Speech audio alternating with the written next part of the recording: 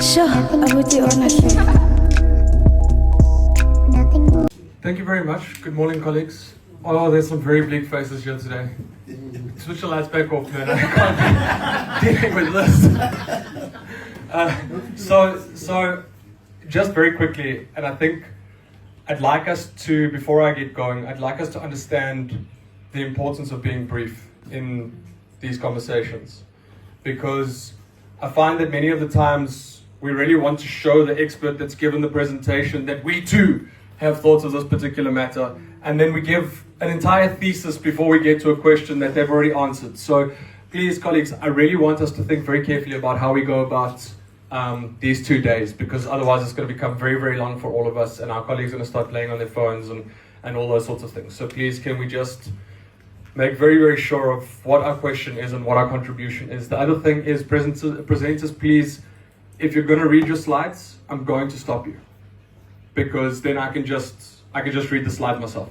I want you to tell me about what's on that screen and why it's important to us, and what you need from us in terms of inputs, and how we can, really go about making all of this very important. So I just wanted to mention that because, again, I want this culture to change. 2-day Lekgotla can feel like the worst thing on earth if you get this wrong. People are like, I got to drag myself all the way to Dinner King, and I'm just going to sit there, and I'm going to wait 7 hours before I can present, and, then you're not actually taking part. So I really wanted to take part. Now I'm doing that same thing. I'm just belaboring the point. So, colleagues, good morning. Thank you very much for making yourselves available. I want to let you all know that my 3 months came and went on the 26th of September. My probation is over. You have all got enormous problems now. I shall not be questioned. Colleagues, the first thing that I want to do is I want to start off by thanking you from the bottom of my heart, because I came in here 3 months ago as an absolute no one. You guys didn't know who I was, or why I was here, or why the Premier appointed me. And each and every single one of you stepped up to the plate, and you took me by the hand and you said, this is what we're doing, this is why it's important. Our CDs, our HOD, he's also been tasked with a very difficult thing, coming in around about the same time as I was. And now being asked to run a department with a new MEC at the helm, not really sure where we're going to land. All of our directors, genuinely, everywhere that I go, I'm told, this director is fantastic, or this director is fantastic. To our CEO as well, you've been given a very, very big task, a very difficult set of circumstances with a very important asset. So I'm looking forward to seeing what you can bring to the table. Colleagues, sorry, maybe let me just end that thought off by asking you all to give yourselves a round of applause, because genuinely, I can't be more grateful for how you've treated me in the last 3 months, and without any good reason other than just respecting the position. You've all genuinely shown me a lot of love. From that perspective, each and every single one of your thoughts is important here. Everyone here has got a job to do, and we know what that job is. We know why we wake up every morning. We know why we're in the position that we're in. We know what we need to do and who we need to speak to, and what we're looking to achieve. We come up with strategy documents, we come up with KPIs, and I think you all know my feelings towards KPIs. It's a great set of measures, it's a great set of facts for a particular reporting function. But there's so much more that I think we can start to extract from this department when we start looking deeply into what we're actually trying to achieve. Not what the KPIs are telling us that we need to achieve, what we're actually trying to achieve. Why are we here? Why do we care about waste management? Why do we care about climate change? And I'm very glad that Dr. Dunn was here. I don't know if she's still around. Dr. Dunn, I started all of my talks with, why does anyone care? And today you came to tell us. So I think it's imperative as well that we now start to think about how do we take why anyone should care and start funneling it in the right directions to communicate with people that this is why we care, right? And I started to realize as Dr. Dunn was speaking, like, oh wow, that's actually why I care. You know, these are actually really important things that we should really start worrying about. So I'm hoping not to be prescriptive here. I think that the conversations that we need to be having need to be from a perspective of, and perhaps I'm going to get crucified for saying this, but how do we start to operate more like the private sector? We're too slow. It's incredibly frustrating that I hear about delays. Oh, this one hasn't signed that, this one hasn't signed this. We've got all the documents in place, but they never see the light of day. Are we confusing ourselves? And I remember at the stretch session with Dino King and the Cradle, one of the academics, one of the doctors said, what is your core business? And are we losing what our core business is? And I think the questions that we need to start asking ourselves here are, what are our core businesses? What do we need to start to move back into the private sector? And how can we become the enabler of that core business for them? What is our core business and how do we get it done quickly and how do we get it done efficiently? Right? What I mean by that is we can't let something come in on day 1 and on day 90 we're still looking at each other going, where is this thing? You know, if you're forgetting about documents, if you're forgetting about processes, we're really not being as efficient as what we need to be. Because I think the frustrating thing for me in the last 3 months has been that we've got so many skills and expertise, and we've got so many people who have got so many good connections, and we start things and then they just drag along, right? And I think we can all agree that that's an incredibly difficult thing to sort of start grabbing onto, and that's really demotivating. You know, I start to wonder to myself, why would I want to come to work every morning if I know that I'm going to put in 3 weeks worth of effort for this document to go and lie on someone else's desk, right? And I think, again, it's because we're starting to confuse ourselves with what is actually important here, right? I know for me, we're looking at Dino King, we're in Dino King right now. I know that the proclamation is important.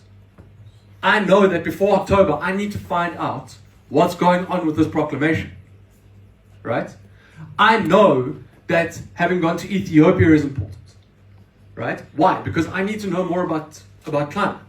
And when I go to Ethiopia, I know that there are doors that have been opened for bilaterals. Those things are important because it might unlock opportunities for us to move, right? And I'm asking each and every single one of you, both as strategists and as experts, to start moving with the speed that private sector moves with. Don't let things linger on your desks. Don't let things come across your desk and go, oh, I'll get to it. If there's a problem with the document that lands on your desk, don't be difficult about it. Don't send an email. Please go to that person and say, hey, can we please work on this? It's just 1, 2, 3, and 4 that needs to be changed. Right?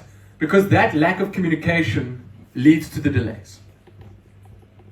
I think I've been very vocal about where I want to land in terms of these departments. We've got 2 entities that I believe are fantastic and fabulous entities that should be revenue generating. I have on numerous occasions said that I want Marupeng to be like the Louvre.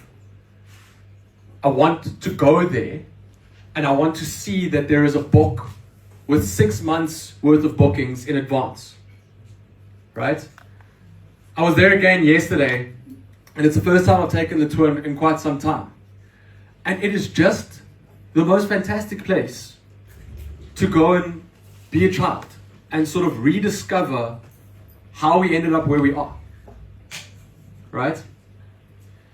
And I think in the last strategy session, CEO, as well, I came to the strategy session with a number of commercial requirements? Are we ensuring that we're actually operating this thing as a business? Or are we sitting back and allowing this thing to just become another government white elephant, which we don't want to see in any regard, right? Then we need to start looking at things like climate change and the environment and compliance.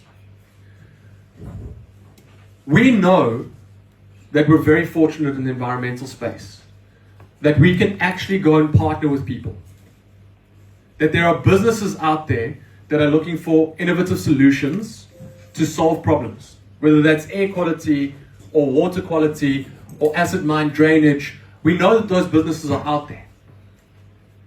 And my absolute goal here as an MEC is to go to those businesses and say, how do we stimulate you? We don't have billions in the bank. We know that businesses are always going to come and knock on the door and go, hey man, if you could just give me 500 million rand, I'd be wonderful. If I gave anyone 500 million rand, they'd be okay, man. I promise you, they would be just fine. So how do we start to stimulate those businesses? How do we create an industry and an economy around those businesses, the businesses that already exist? I was with Heineken the other day. They were telling me about their integrated waste management facilities. They were telling me about their buyback centers. All of these little things start to add up. I mean, a buyback center can look at employing 11, 20, 30 people, right? How many can an integrated waste management facility start to employ? And if we start creating more demand for waste than there is supply, then we really start looking at a much cleaner environment. And we really start looking at much better air quality. Right? Let's look at a place like Mfuleni. I had a very big go about Mfuleni the other day. Because here we are, we've given them equipment. Right? I've been told we've given them 30 pieces of equipment. Who's been to Mfuleni recently? 1, 2, 3, 4, couple at the back there. What's it look like? Clean. Mess. Every single street has got ankle-high paper, if not more. Right? So the question then is, what are we doing about that? Why are we allowing that to happen? And I always asked myself when I came into this position, I was asking myself, but what is the point of province? Why are we here? Right? Either we must do away with the metropolitans, because they're too big for the service delivery demands that they house. Or we must do away with province because they're not actually delivering services. Right? And then I went back to the first principles of all of this. What was the intention? And very embarrassingly, it's right in the name of the house that we sit in as MPLs. Legislature. We write and enforce laws. Right? But now, because we've got failing municipalities, the province must step in and assist. But we've convoluted that as well, and we've gone, oh, okay, cool, we'll come and do the work for you. Right? We've got a budget, we've got a fantastic budget. If we stop doing the work of the municipalities. So where I want to land is I want to create industry. I want to stimulate the people who have got the money. These people are asking us for waste. I can tell you if Lent can provide it. But the second they go and collect, we go, oh, this is municipal competency. Right? So we need to start fostering those relationships between municipalities, between businesses, and between ourselves. And we need to create an environment that we can regulate. And that we can bring external role players into foreign direct investments. It's out there. I know it's out there. So we must create industry. We must go back to being a regulator, not a service provider. Because imagine we can clean up all of these spaces. Imagine we can get businesses involved to create the jobs. And we become a feeder to those businesses. We get EPWPs in, we train them, They're there for a year or 2-year period, and they know that there's a route to market through integrated waste management, through waste to energy, through waste to consumables. That's now something to inspire people to get involved in our business. We were talking earlier through Dr. Dunn, who was saying that the more people know, the more they worry. Right? And innovation comes from difficulty. Every piece of innovative tech that we've got comes because someone's like, I can improve this thing. I can make it more efficient. Right? So that's where I'd love to get to from a climate space. Because I know that as soon as we start cleaning these things up and we start regulating the air quality and we start looking at things like electric vehicles, we can stimulate a $1 trillion industry here in Gauteng. We can call people in and say, hey, why don't you come and have a look at this? Why don't we partner with you guys? Come and create the jobs here. We start to create that space for foreign direct investment. And then we regulate it. Then we start playing the role that governments are meant to play. Right? Because right now we're playing catch up. We're constantly behind the 8 ball. People want us to do more, and they do less.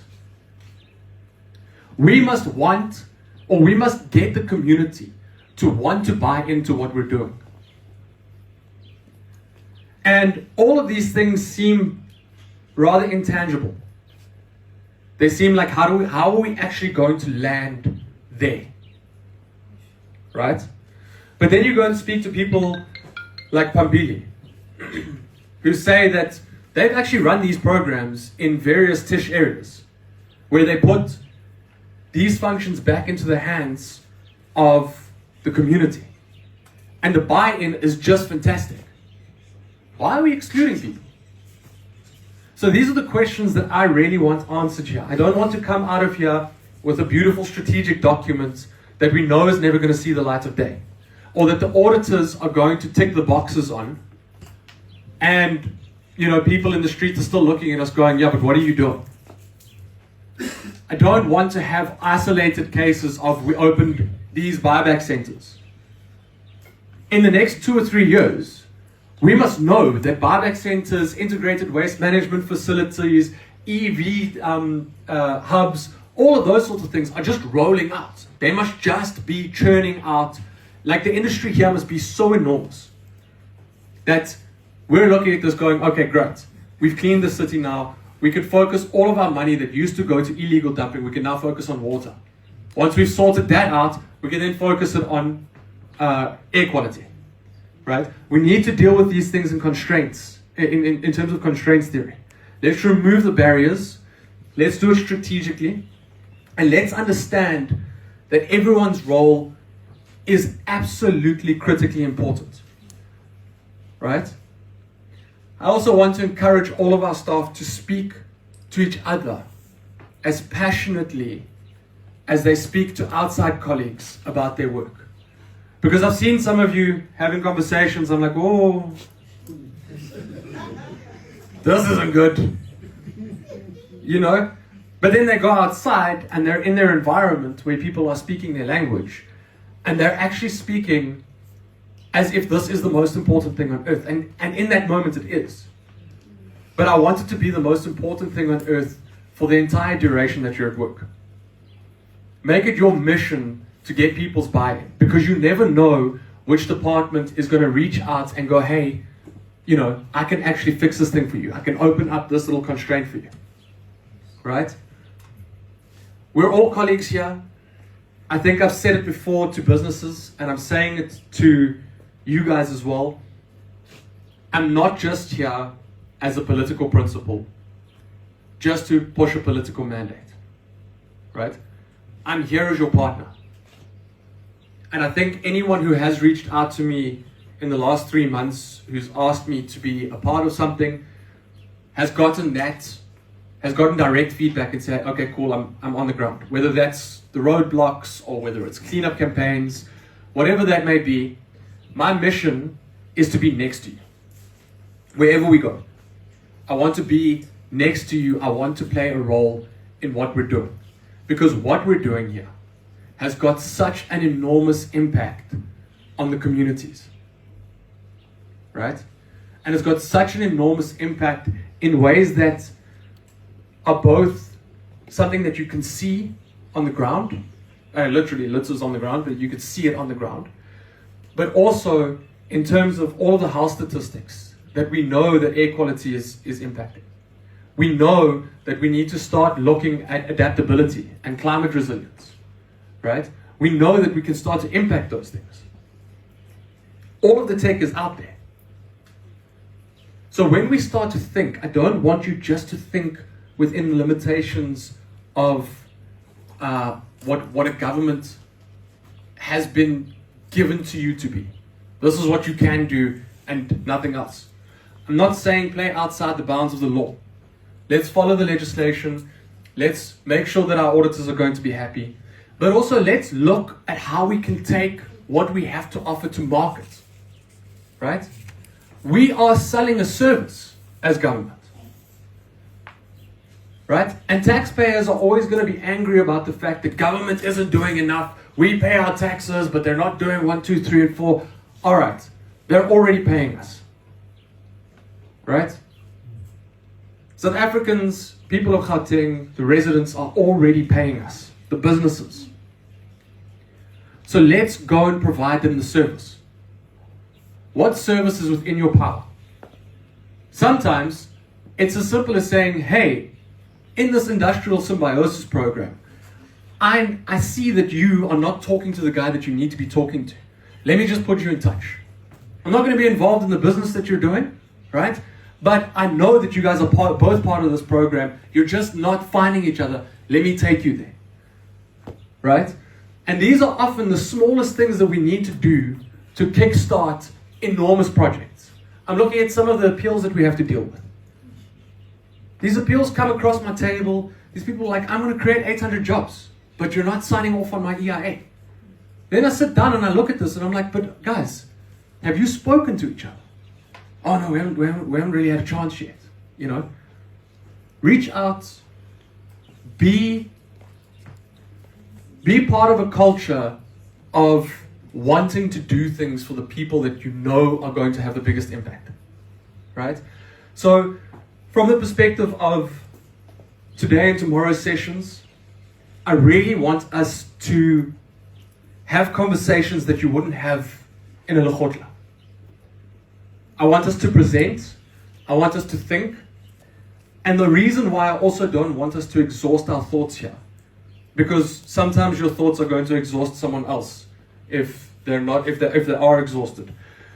The reason why I don't want us to exhaust our thoughts here is because I want us to go and sit at lunch and talk about ideas, and talk about thoughts, and talk about things that have been itching you to implement.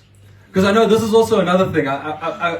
You mustn't forget that when I was a bureaucrat, I was also looking at politicians going, oh man, if you just gave me a chance, you know, to do some of the thinking here, and not just ticking the boxes, I'm asking you to think. Think, innovate, don't just do, let's follow the right channels, but start thinking and innovating. Come up with ideas. Look at your peers and say, how can we work together? I've got this idea, but I need you to do 1, 2, 3, and 4. And if we do that, we can unlock X amount of buyback centers, or we can clean up X amount of municipalities, right? Or there's someone that approached me with this clean fuel. How do we get those into all of our refuse removal trucks? You know, I can't do the thinking for you. Unfortunately, I've only been here 3 months, so I'm now exhausting my ideas. But I really want you guys to start fostering that culture, and within your teams as well. Please, don't step on your teams. I know that there's a lot of youth out there who come with really weird thoughts. I was having a disagreement with a lady the other day, and I was looking at her and I was like, why are we debating the difference between observation and assumption? Right? This requires no debate. So there are times where it becomes a little bit necessary to pull rank and say, look, you're going to do what I'm telling you to do because I'm telling you to do it, right? I'm not going to explain my thinking to you. There are times for that. But I do want you to please take your junior staff members and say to them, what do you think? Encourage them to start thinking. Because maybe, just maybe, they know something that you don't know, or they're coming at it from a slightly different angle, right? And that's the culture that I want to see in this department. I want to see a hunger to come to work every day. Not a worry about, this guy is going to stop me from doing this, and all I do is read these documents and no one actually cares. I care. I genuinely care about what you're doing. And if that hasn't been evidenced by me coming to the ground and working side by side with each and every single one of you over the last 3 months, I'm not really sure how to get it across more than telling you I genuinely care. I care about what you're doing. I care about why you're doing it. I care about the impact that you have on this team. And I care about seeing each of us have a small role to play in how this Department of Environment goes from here forward. Because we've really only been a department for a year. Which means that we're very blessed in certain respects to start to create a department that is untainted. Right? So, colleagues, please, let's make sure of what we want to say, why we want to say it, what our input is going to be. If that input needs to be targeted to Pastor Marcus, take him outside, say to him, Pastor Marcus, I've got this idea, let's work together, right? And genuinely, the only time that you're going to find a fight with me is if I can see someone who's going to want to do something good and you're stopping him from doing it, right? Let's not do funny things, let's stay the course, let's talk to each other. Here, organized labor is here, they can tell you, I had a meeting with him. I've got a follow-up meeting with him coming up, right? Not because I think it's a fantastic idea to fill my day with organized labor, but because I know that organized labor plays a crucial role in how all of this plays out, in how this department starts to run, right? They're role players, not enemies. If you're seeing anyone in this department as an enemy, you've got a serious problem. So colleagues, again, thank you very much for making the time. Thank you for supporting me during these first 3 months. I hope that continues far beyond that. Let's do things differently, man. Let's start thinking out of the box. Let's start wondering how our positions and what the law allows us to do can actually impact people outside. Thank you very much, colleagues. Sure, about the ownership.